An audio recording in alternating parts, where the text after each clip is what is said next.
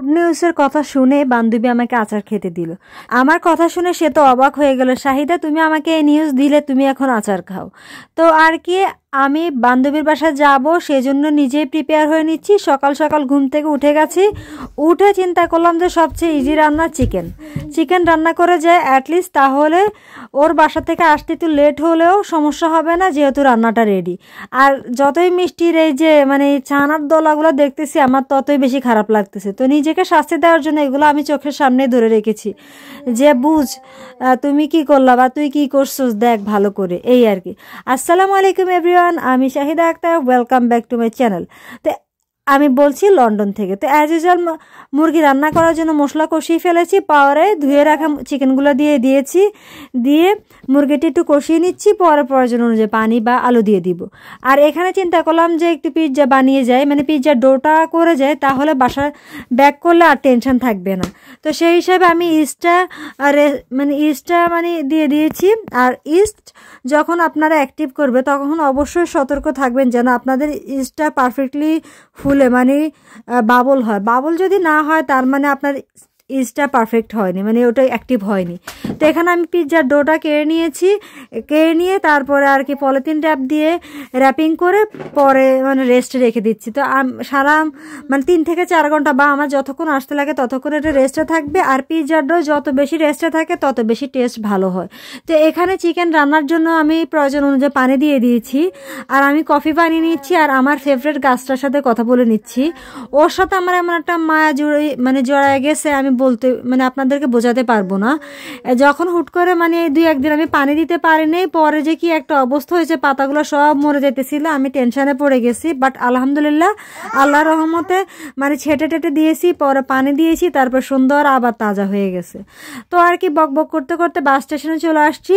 বাস স্টেশনে এখন এসে বাসের জন্য ওয়েট করতেছি। ফার্স্টে একটা বাস পাইছিলাম, বাট সেখানে 2টা বাগি ছিল বা 2টা স্ট্রলার ছিল, সেজন্য আমাকে নেয়নি। তো নিবে কিভাবে, অবশ্যই এটা তো পসিবলও না। আলহামদুলিল্লাহ ইদানিং কমন একটা সমস্যার মধ্যে দিয়ে যাচ্ছি, সেটা হলো যে ম্যাক্সিমাম টাইমে বাসে ওঠার আগে বাগির কারণে বাসে উঠতে পারি না।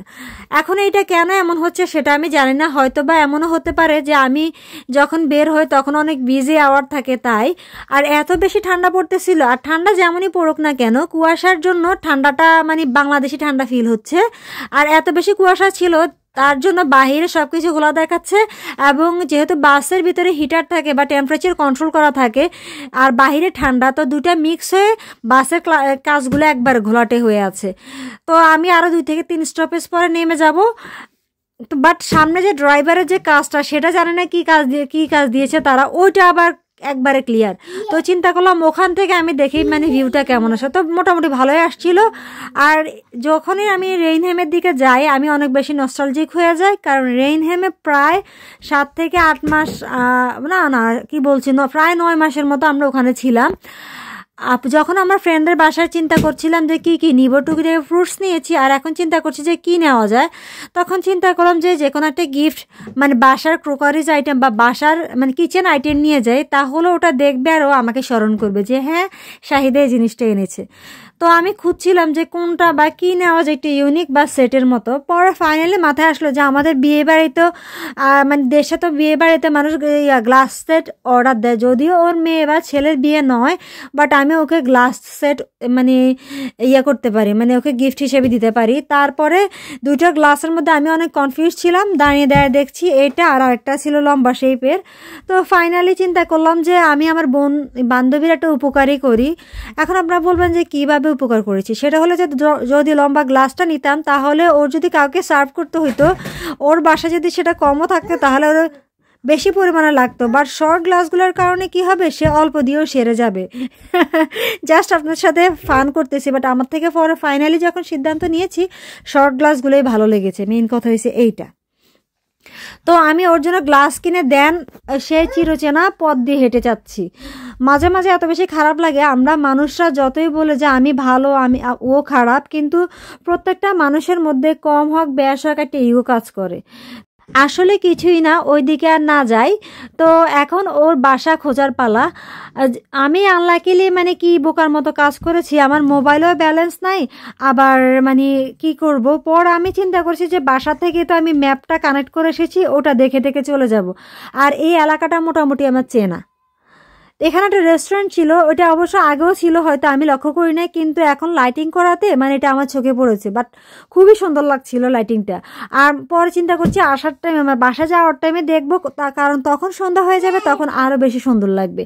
এখন মেইন ঝামেলাটা হয়েছে যে ওর বাসা খুঁজে বের করার ক্ষেত্রে। ওর বাসার দরজার সামনে আমি প্রায় আধা ঘন্টার বেশি দাঁড়াইছিলাম।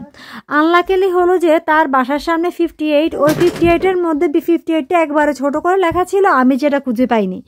খুঁজে পাওয়ার পরেও দেখা যায় বাসার সামনে যে ছোট একটা গেট ছিল সেটা এমন ট্রিকি ওয়েতে লাগানো ছিল, মানে আমি জানতাম না। তো আমি সেখানেও অনেক প্রায় 10-15 মিনিট দাঁড়িয়ে শুধু ট্রাই করছিলাম যেটা খুলছে না কেন। এখন বলবো আপনাদেরকে গুড নিউজের কথা। সেটা হলো যে আসলে কোনো গুড নিউজ নাই। এসব কথা বললে না বললে নাকি ভিডিও মানুষ দেখে না, ইন্টারেস্টিংভাবে নিজের ভিডিও প্রেজেন্ট করতে হয়, তার জন্য আমি হুদ্দাই বললাম গুড নিউজ। তো যারা লাস্ট পর্যন্ত দেখেছে তারাই বুঝতে পারছে যে আমি হুদ্দাই কথা বলেছি। আমার বান্ধবী আমাকে অনেক কিছুই সার্ভ করেছে, বাট আমি জাস্ট এইটুকুই ক্যাপচার করতে পারছি।